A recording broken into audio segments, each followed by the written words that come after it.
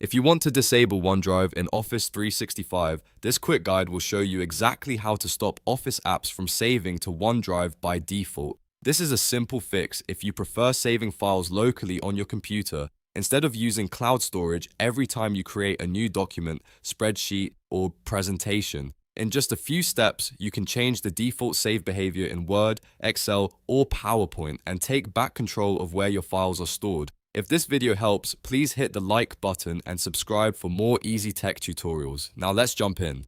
First, open any Microsoft Office app. You can use Word, Excel, or PowerPoint, whichever one is easiest for you. Once the app is open, make sure you either open an existing file or start a new one so you can access the settings menu. Next, look to the top left corner of the window and click File. This opens the main Backstage menu where Microsoft keeps the application settings. From the File menu, click Options.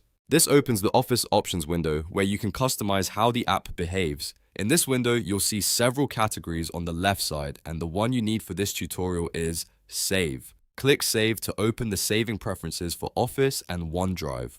Now you're in the right place to stop OneDrive from being used as the default save location. Look for the setting that says AutoSave OneDrive and SharePoint Online files by default. This is the option that causes Office 365 to prioritize saving to OneDrive or SharePoint whenever possible. To disable it, simply uncheck that box. Once it's unchecked, Office apps will no longer automatically default to OneDrive for new files. After that, click OK to save your changes. That's the final step. From this point forward, your Office apps should stop pushing files to OneDrive as the default save option, which means you can save locally to your device much more easily. If you still want to use OneDrive occasionally, you can always choose it manually when saving a file. But if your goal is to keep things local and avoid automatic cloud saving, this setting is the key change you need. It's a small adjustment, but it can make a big difference if you work offline, manage private files, or simply prefer traditional local storage. And that's it.